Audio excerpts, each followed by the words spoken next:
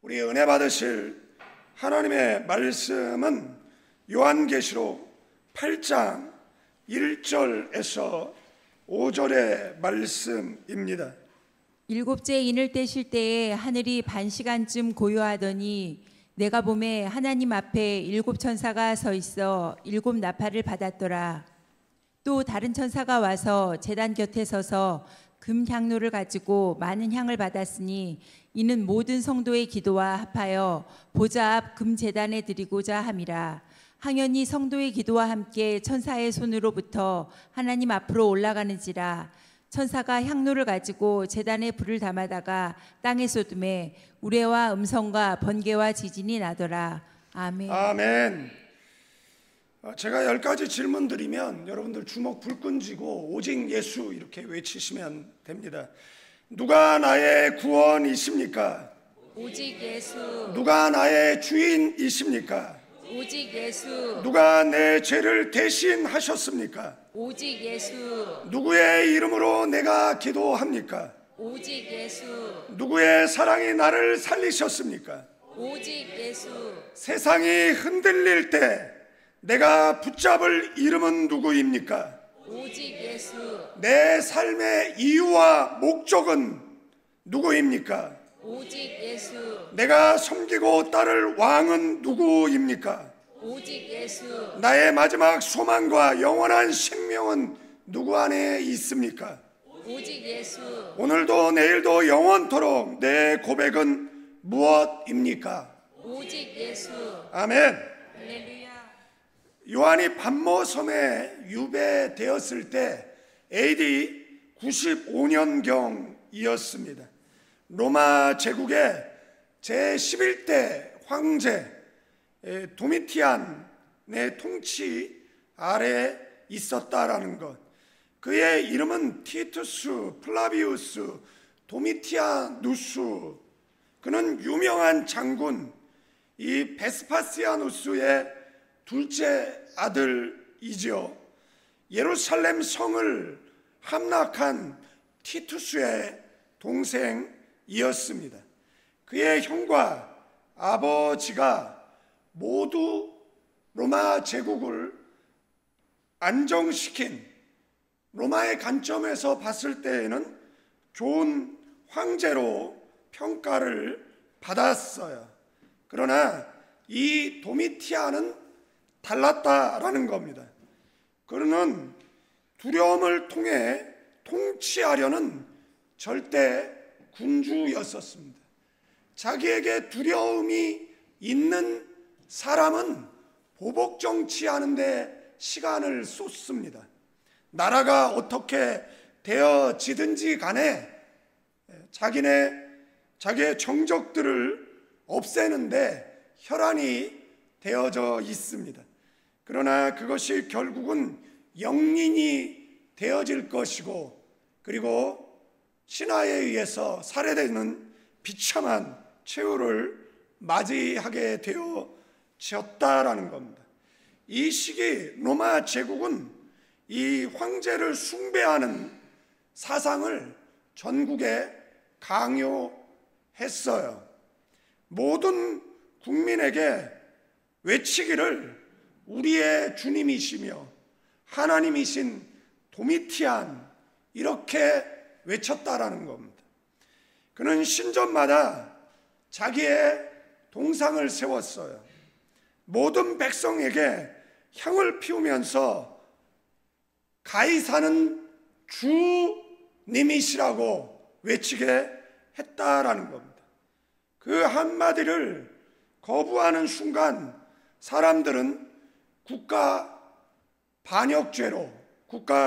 반역자로 낙인이 찍히고 고문을 당하거나 죽임을 당하거나 혹은 먼 섬으로 유배되었다라는 겁니다. 요한 역시 그 박해의 소용돌이 속에서 가이사는 주님이시다 라는 이 외침 속에 요한은 아니 예수님이 주님이시다 라는 신앙의 고백을 굽히지 않았다라는 것.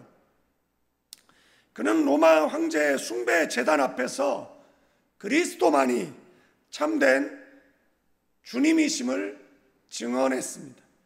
도미티안 황제의 명령으로 소아시아 에베소 지역의 교회를 돌보던 중에 체포되어져서 순교보다 더한 고통을 겪는 반모섬에 유배가 되었습니다.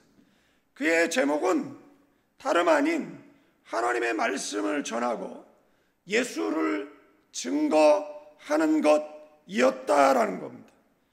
반모섬은 거친 돌산으로 이루어진 아주 작은 섬이었어요. 로마가 정치범이나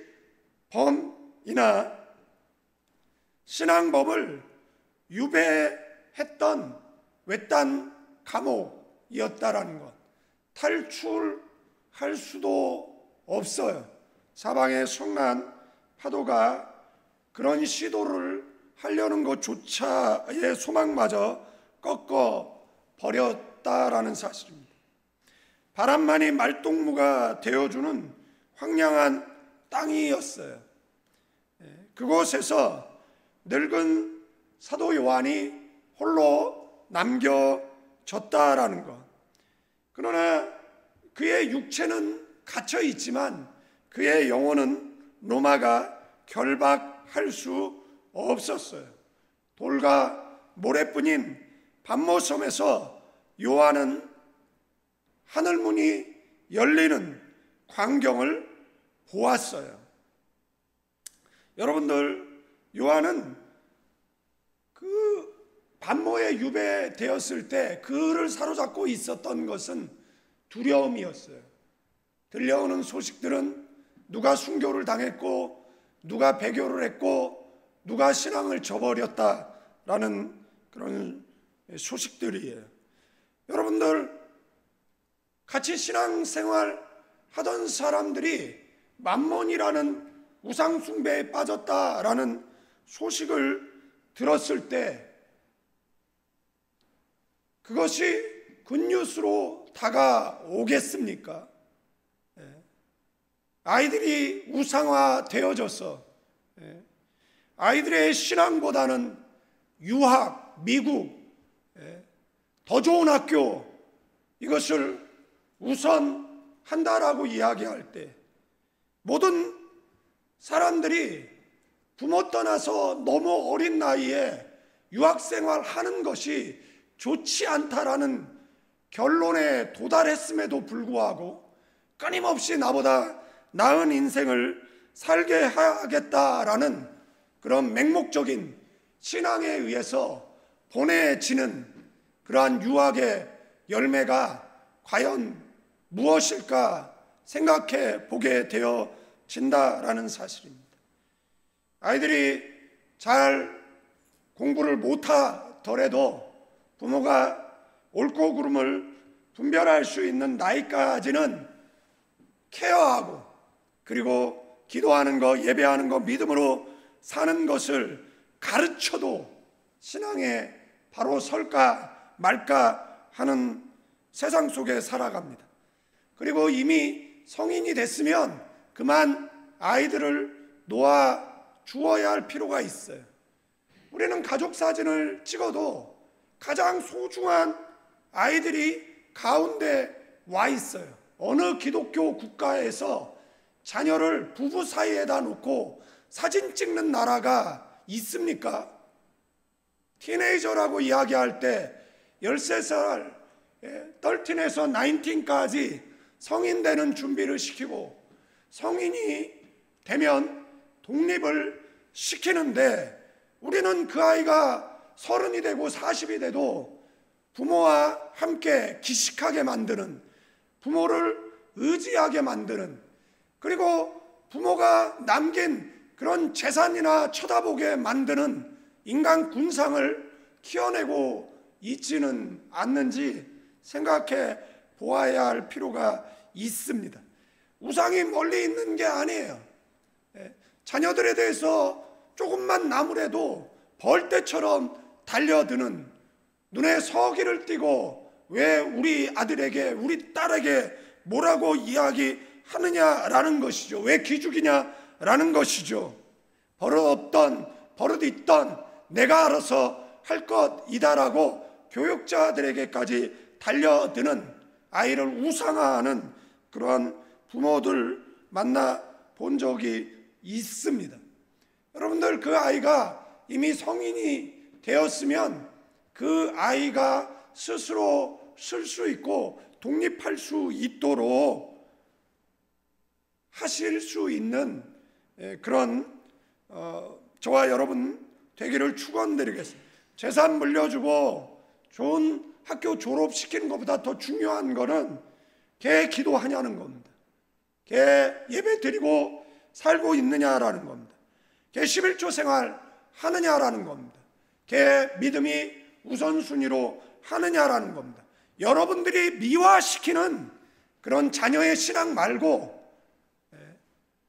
주관적인 그런 신앙 말고 객관적으로 부모가 떠나도 걔 예수 배신 안 하고 믿음의 정절을 지키고 우리 천국문 앞에서 기다렸을 때 당당히 어여시 들어올 수 있는 자녀로 키워내지 못했다라면 그 아이는 우상입니다. 그런데 기억하십시오. 하나님은 우리에게서 우상을 치워낸다라는 것, 그 아이의 인생에 아무런 도움이 되지 못한다라는 것을 기억하셔야 할 필요가 있습니다. 여러분들, 부모 입장에서 자녀가 배교회 때, 자녀가 그 신앙의 탈선을 했대라는 이야기를 반모해서 듣는다라고 생각을 해보십시오. 그래서 요한은 기도했어요. 금식하면서 먹을 것도 없었던 그곳에서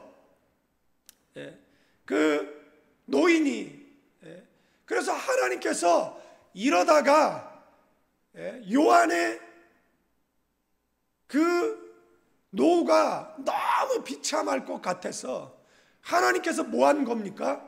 눈을 열어준 거예요. 그래서 지금, 과거, 현재, 그 다음에 그 교회의 미래를 보여준 겁니다. 그리고 요한계시록 마지막 절에 뭐라고 이야기하죠? 아멘, 주 예수여 어서 오시옵소서라고 담대히 고백할 수 있었다라는 것. 계시록 4장 1절에 내가 그리스도 안에 있었더니 하늘 문이 열리더라.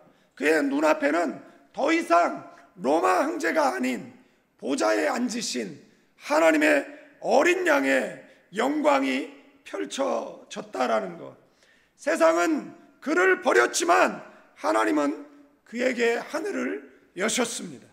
그의 고난은 계시의 통로가 되었고 그의 눈물은 하늘의 언어로 바뀌었습니다. 요한은 본래 사랑의 사도라는 별명을 가지고 있어요. 요한복음 13장 23절에 보니까 예수님 품에 기대어 있던 제자, 그래서 레오나르도 다빈치가 벽화를 그릴 때 예수님 오른쪽 옆에 요한을 그려 넣었던 것을 보게 되어지는 거예요. 십자가 아래까지 남아있던 제자였어요.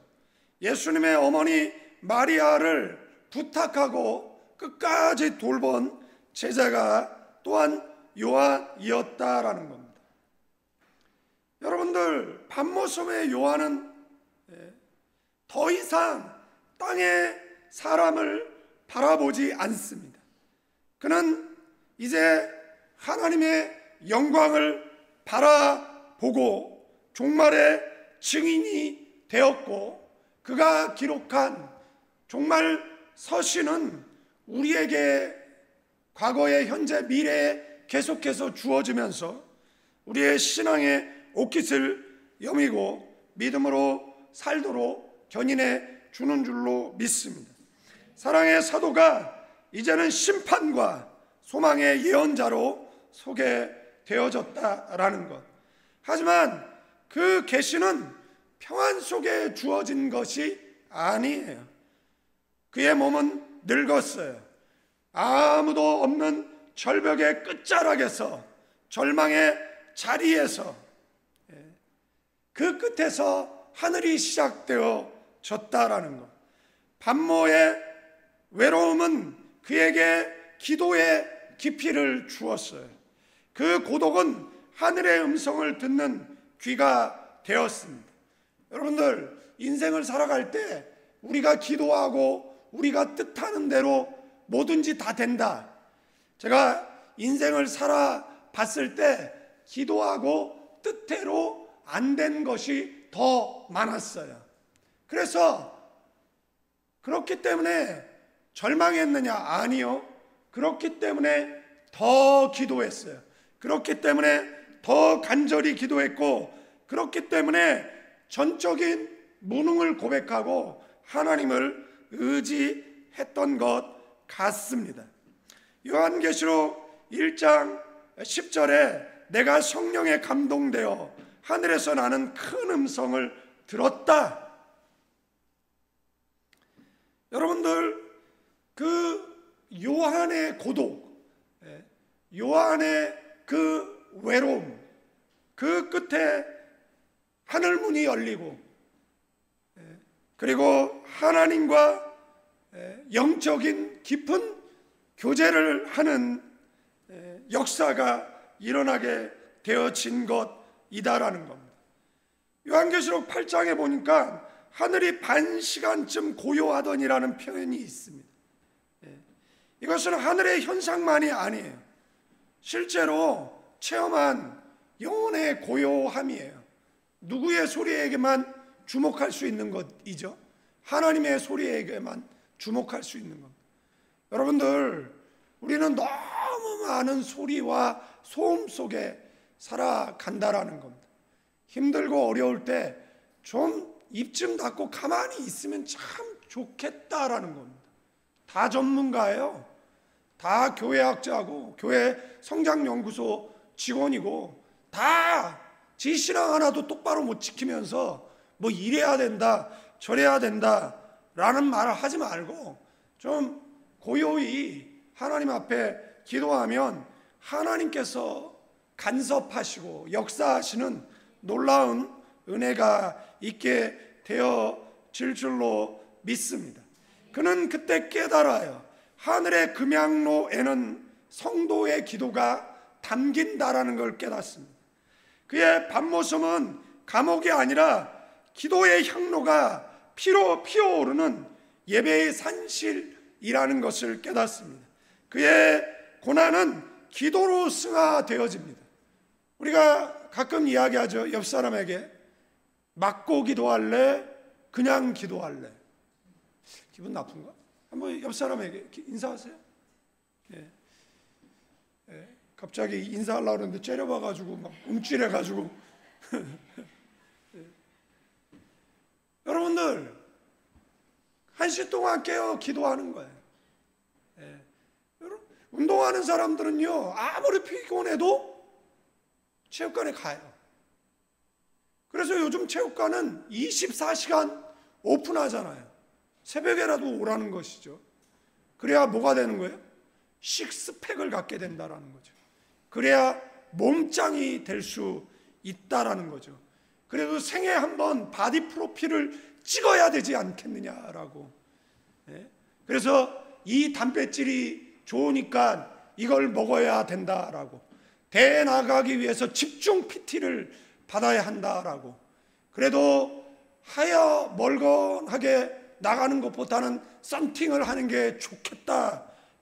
해변가 가서 태우면 예쁘지 않게 타니까 이곳에 가서 태우라고.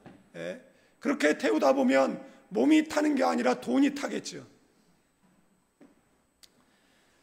그래서 그것이 유행처럼 번졌던 그런 때가 있어요. 그러나 한편으로 생각해보면 우리의 영혼은 식스팩을 갖고 있습니까? 우리의 영혼은 몸짱인가요? 아니면 몸꽝인가요? 우리의 영혼은 저질 체력인가요? 우리의 영혼은 어떤 문제 앞에 좌절하고 쓰러지고, 여러분들, 사람들이 신경질적이고 사람들이 어떤 문제를 좀 고깝게 바라볼 때에는 이유가 뭔지 아세요? 내면의 평강이 깨져서 그렇습니다. 믿음이 흔들려서 그렇습니다. 하나님에 대한 담대함이 사라져서 그렇습니다. 여러분들, 믿음이 굳게 서 있으면 초연합니다. 누구처럼요? 요한처럼. 아멘. 요한의 삶은 기도의 여정이었어요. 그의 눈물은 하늘 향로에 담겼어요. 그의 기도는 천사의 손에 들려져서 하나님께 전달되어졌어요. 그는 세상에서 버림받았을지 몰라요. 그러나 하늘에서 그의 기도가 하나님의 보좌를 움직이는 향기가 되었다라는 것. 김용기 장로님 가나안 농군학교, 그분은 조국이여 안심하라. 뭐라고요? 내가 있다라고 외쳤어요. 여러분들, 우리의 기도로 더 나은 미래를 향해 국가가 전진해 나갈 줄로 믿습니다. 우리의 기도로 나라가 건설되어지고, 우리의 기도로 우리의 자녀의 인생에 시온의 대로가 열리게 되어질 줄로 믿습니다. 우리의 기도로 막힌 담이 허물어지고, 우리의 기도로 홍해와 요단이 갈라지는, 우리의 기도로 우리 앞을 가로막는 여리고가 무너지는 놀라운 은혜의 역사가 있게 되어질 줄로 믿습니다. 요한계시록은 단순하게 미래를 예언하는 책만이 아니라는 겁니다. 요한계시록은 하늘에서 드려지는 예배의 장엄함을 말하고 있어요. 하늘 성전에서 드려지는 예배의 실상을 요한은 목도했어요. 8장에 보면 그 6장서부터 시작되어진 인이 나오죠. 봉인되어진 내용이 열리는 거예요. 인을 뗐대잖아요. 그러면 그 내용을 모르는 겁니까? 아는 겁니까? 인을 뗐으니까 내용이 공개된 거잖아요.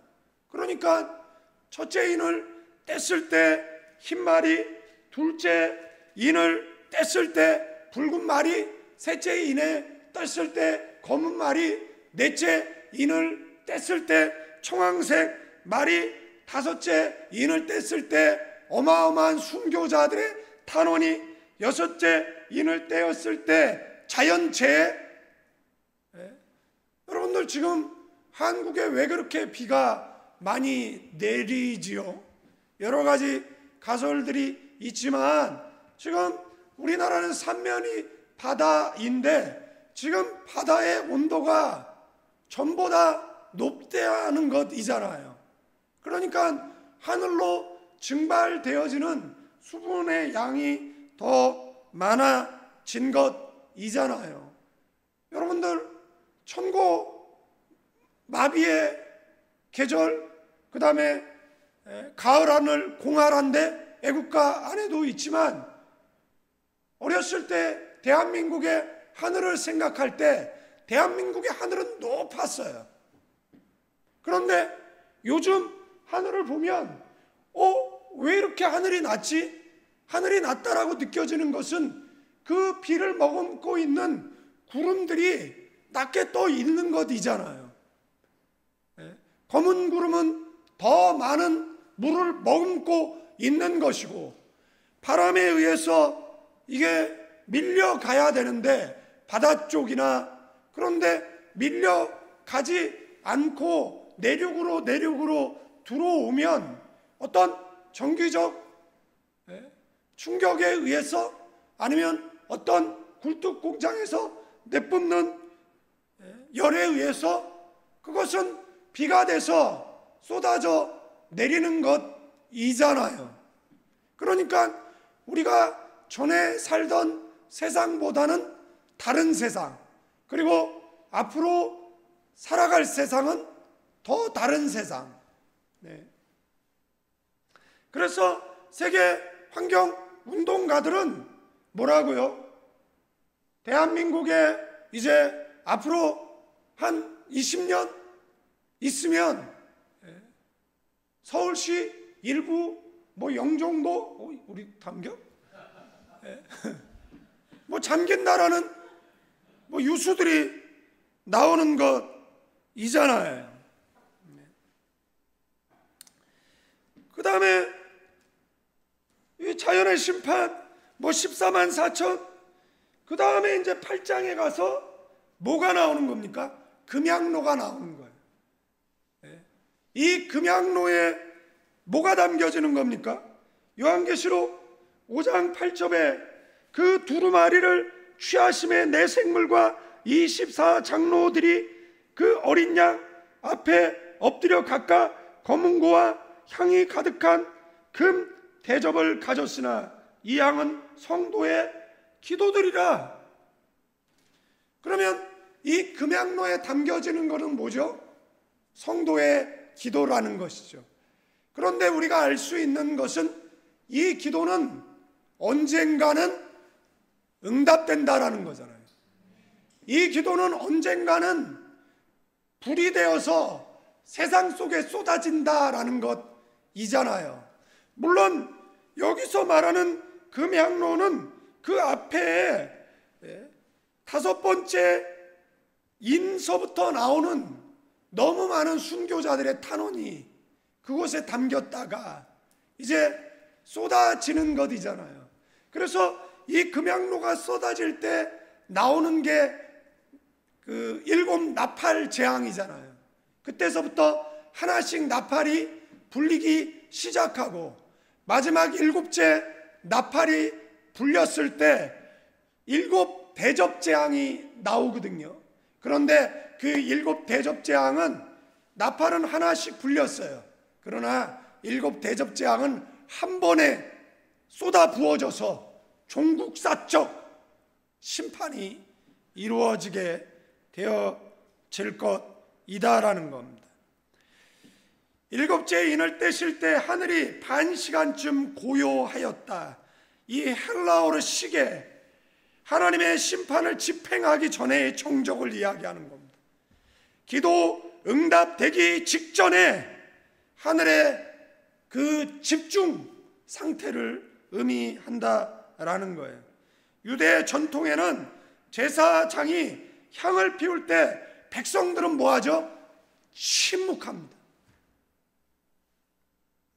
그 향연이 하늘로 오르는 동안 모든 백성은 숨을 죽여요. 무엇을 기다리는 거죠? 응답을 기다리는 겁니다. 그 연기가 흩어지지 않고 곱게 어디로 올라가야 돼요? 하나님께 올라가야 됩니다.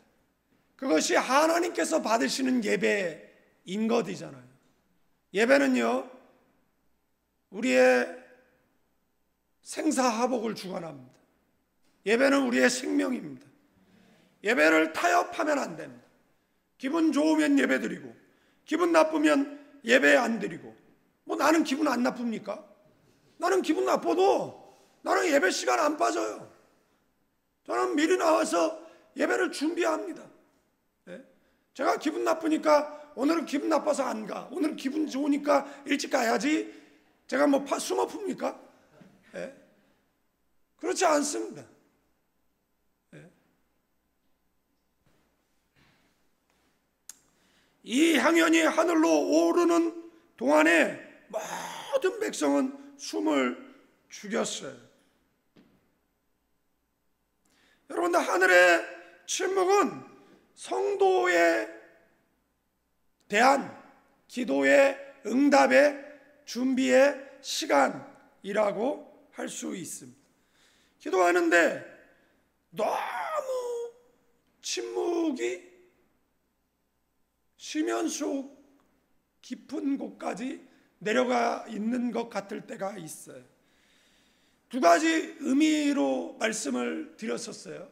성경 속에 나오는 침묵기들이 있잖아요. 하나님이 무관심한 거예요. 하나님이 관심이 없는 거예요. 그런데 여기서 말하는 관점은 그게 아니기 때문에 언급할 필요가 없는 것이고, 하나님께서 뭐 하는 거예요? 내 기도에 집중하고 그 다음에 응답을 주시려고 하는 찰나인 줄로 믿습니다.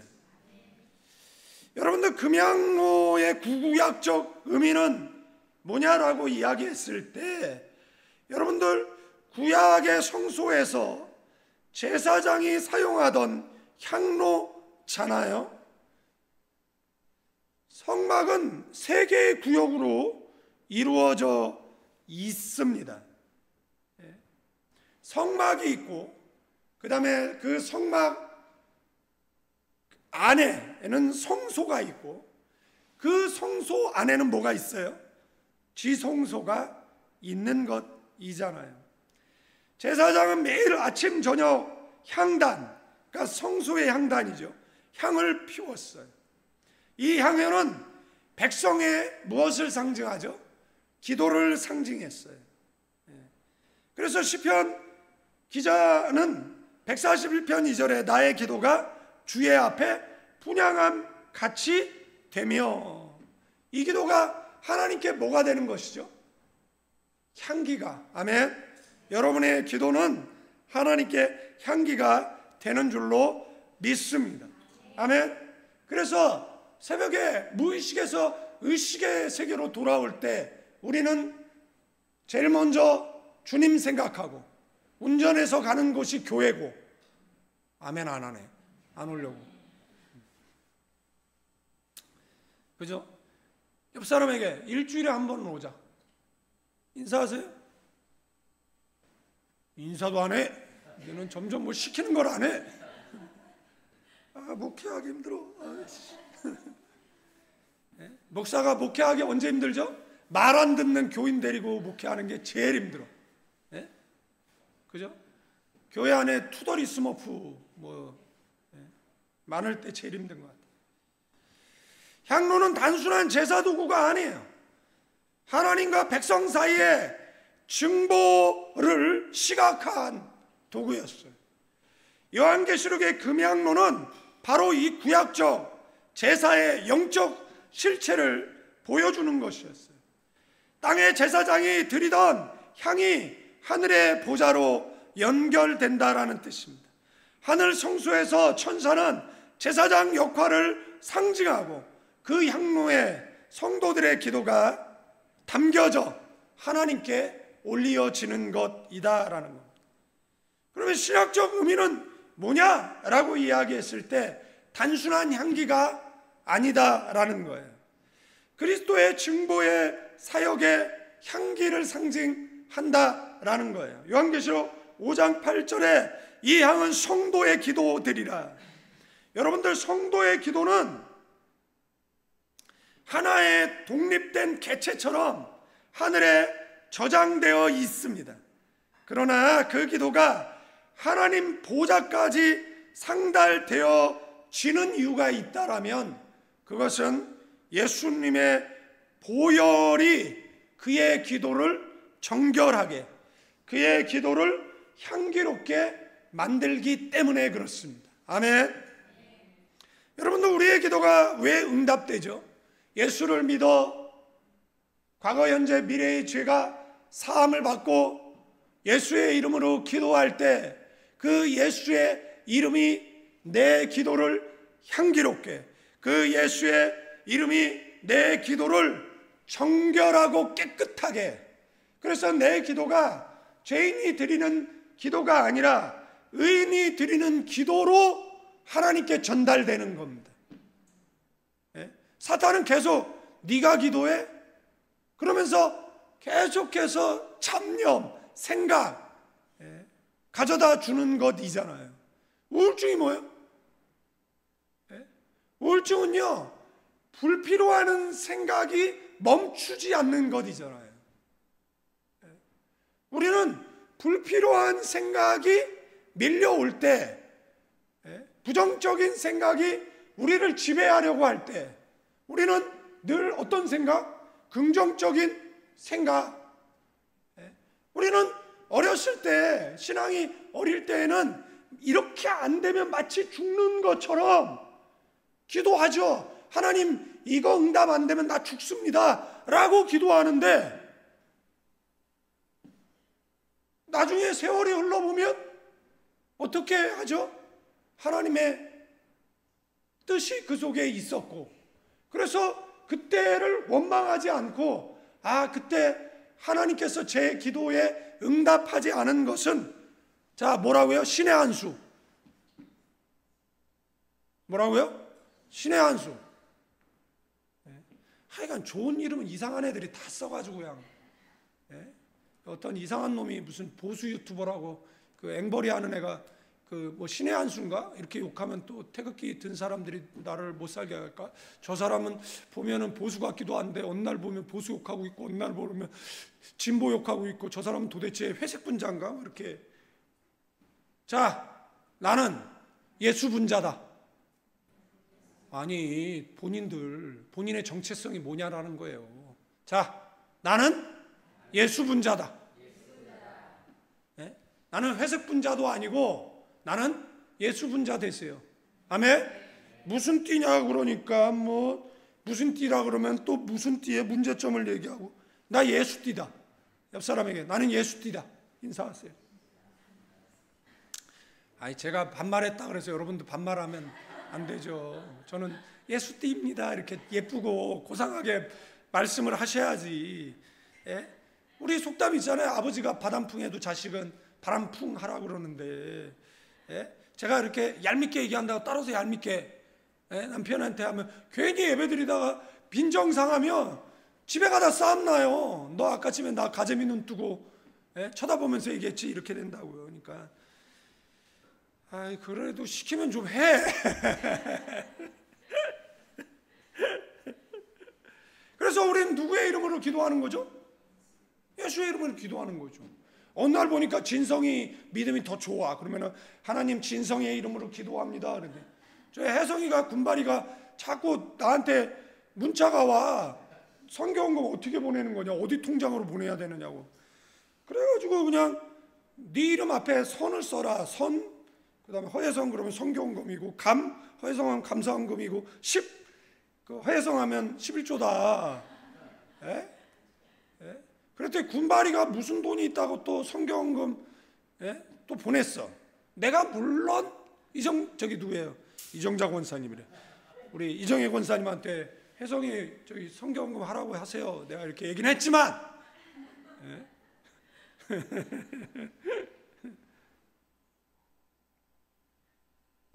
문둥이 콧구멍에서 마늘 빼먹으면 그게 무슨 큰 도움이 되겠습니까? 선교회.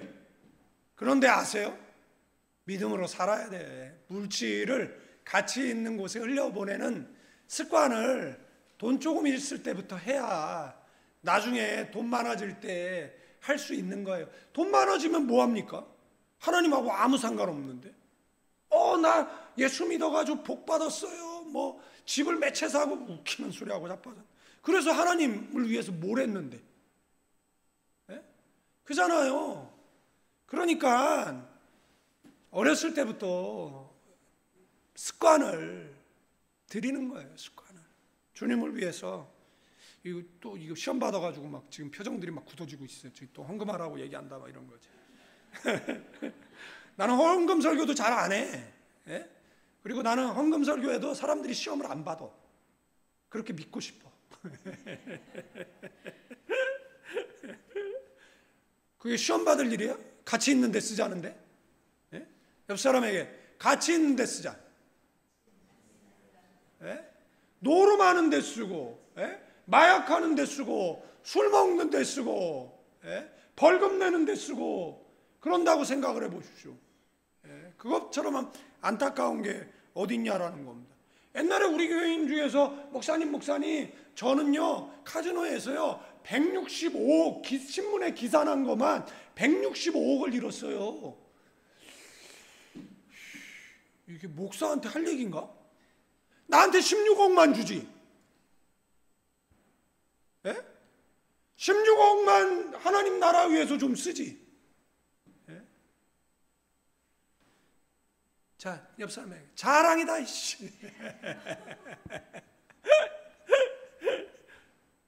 왜 갑자기 얼굴 가리고 웃죠?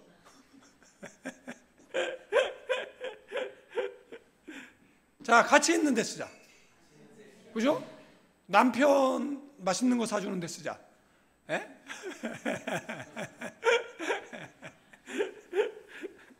남편 맛있는 데 쓰자 그랬더니 정색하고 쳐다보면 어쩌라는 거야. 같이 있는 데 쓰세요. 제가 얘기했잖아요. 구제하는 데 쓰고, 선교하는 데 쓰고, 위로하는 데 쓰고, 용기 주는 데 쓰고. 그러면 우리가 용기 잃었을 때 하나님께서 사람을 통해서 우리에게 용기를 불러주시고. 아멘. 아멘입니다. 그리스도의 이름은 단순한 구호가 아니에요. 기도가 하나님께 도달하는 영적 통로입니다. 천사가 향로를 제단에 불로 채워 쏟는 장면이 8장 5절에 나오죠. 기도가 단순히 위로만 올라가는 것이 아니라 하나님의 응답으로 다시 내려오는 과정을 보여주는 겁니다. 그래서 기도는 상달과 응답, 아멘, 양방향 운동이다라는 겁니다. 올라갈 때는 뭐죠? 향기예요. 내려올 때는 뭐죠? 번개와 우레. 하나님의 역사 되는 줄로 믿습니다. 금양로는 단순히 저 하늘나라의 그릇이 아니에요. 그것은 하나님의 응답의 시스템을 보여주는 하나님의 법칙인 줄로 믿습니다. 여기서 세 가지 중요한 사실을 알 수 있어요. 기도는 어디 가지 않는다. 기도는 하나님이 하나도 흘리는 것이 없어요. 여러분들, 저도 우리 권사님이 주시는 이 물, 목사 물 먹이겠다고 이 주는 물을 한 방울도 남기지 않고 다 마셔요. 왜죠? 귀하니까. 얼마나 귀해요. 없으면 물도 안 줘.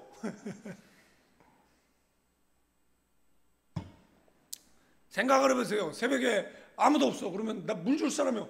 그래서 어느 순간서부터 물을 들고 다녀. 자, 기도는 뭐? 옆 사람에게 저장된다. 그러니까 기도회 때문에 많이 저장해야죠. 그죠? 그래, 만수가 되면 어떻게 하죠? 수문을 열어야죠. 아멘. 그러니까 그냥 기도는 뭐 집중해서 하고, 길 가다 하고, 생각나면 하고, 사람 만나러 가면 하고, 운전하면서 하고, 그냥 틈틈이 계속 하늘나라의 창고에다가 계속해서 뭐 하는 거죠? 우리 집에 어떤 사람이 저기 하소연하지 않게 기도한 저기 우리 아버지 좀 하소연 좀 하지 않게 기도한다 그래가지고 제가 자고 있으면 옆에 가가지고 그게 하소연이 아니라 그렇다는 거야. 이렇게 일어날 때쯤 가가지고 그게 아니라 너가 아빠를 오해한 것 같은데 그게 아니야. 그 이제 귀찮아 죽을라 그래요. 근데 보세요. 우리가 하나님 앞에 계속 얘기하는 거야. 하나님. 잠깐만 좀 멈춰 보세요. 그럼 뭐 하는 거야? 그 얘기하는 거죠. 계속. 저는 써요. 여기다가 써놓고 기도해요. 여기다가 이렇게 써놓고 맨날 쓰는 내용이 이렇게 늘어나고 있어요. 보이십니까? 계속 쓰고 있어요. 생각나는 기도 제목 쓰고. 그래서 여기 보면 또 있어요. 아유, 하나님도 좀 답답하시겠네요. 하나님도 이러기도 그렇고 저러기도 그렇고. 그럼 기도하다 보면 또 하나님 마음도 이해가 돼. 그래도 계속 뭐 하는 거죠? 쫑알쫑알 계속 얘기하는 거죠. 하나님 앞에 계속 쫑알쫑알 얘기하는 겁니다. 하나님께 기도를 쫑알쫑알 많이 하면 우선 잔소리가 줄어들어. 잔소리를 많이 하는 것은 기도를 많이 안 하는 거예요. 동의를 안 하네. 잔소리를 안 하는구나. 의리로 살고 그냥 무관심하구나. 이거예요. 기도는 사라지지 않습니다. 기도는 저장됩니다. 두 번째, 기도는 정결해야 한다라는 겁니다. 아멘. 세 번째는 기도는 반드시 응답된다라는 것. 아멘. 이 기도가 우리에게 주는 교훈은 뭐예요? 하늘과 땅을 잇는 가장 거룩한 통신선, 해저 케이블이 있잖아요. 바다 속에서 국가와 국가를 잇는 것처럼 하늘과 땅을 잇는 거룩한 통신선, 그게 뭐라고요? 기도예요. 어떤 곳에 가면 전파가 차단돼요. 전쟁을 일으킬 때 그 전파 차단 폭탄을 먼저 터뜨리잖아요. 그래서 통신 다 두절시키고 그 다음에 뭐 하는 거예요? 전쟁을 벌이는 것이잖아요. 그런데 세상의 어떤 무기로도 하나님과 우리의 통신을 뭐 할 수 없어요? 두절시킬 수 없습니다. 아멘. 그리고 우리의 기도는 옛날에 우리나라 최초의 자동차가 무슨 자동차죠? 시발 자동차잖아요. 모르세요 모르세요? 그 자동차 박물관 이런 데 가면 있잖아요. 경운기처럼 앞에다 뭘 집어넣어가지고 돌리는 거. 모르세요? 시발 자동차라고 있는데, 기도는 하나님께서 일하도록 뭐 하는 거예요? 시동을 걸게 하는. 아멘. 여러분들 옛날에 우물 가면 마중물이라고 그러잖아요. 다음 사람을 위해서 이 바가지에 물을 떠놓는 거잖아요. 그냥 다음 사람 배려 안 하고 그냥 가버리면, 아니면 쥐나 이런 것들이 엎어버리면 그 다음 사람이 뭐 하는 거죠? 그냥 펌프질을 계속하죠. 그러나 물이 안 나오죠. 그러니까 또 마을까지 가서 물을 들고 와서 그 우물에 물을 붓고 그 다음에 뭐 하는 겁니까?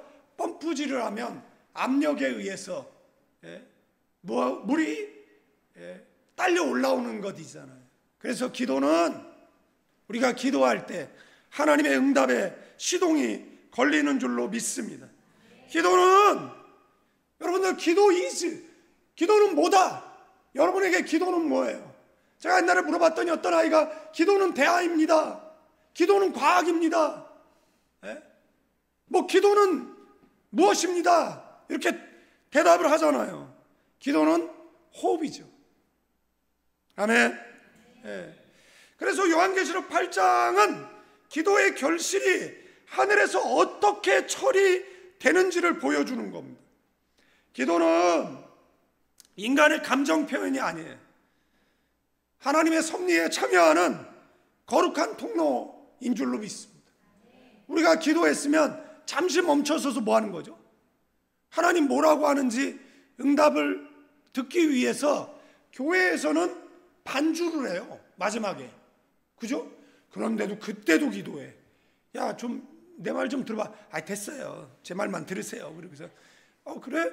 한참 그러면 너 말 멈출 때까지 기다릴게. 그래가지고 이제 말 멈춰서 말 좀 하려고 그러면 보따리 싸서 또 집에 가버려.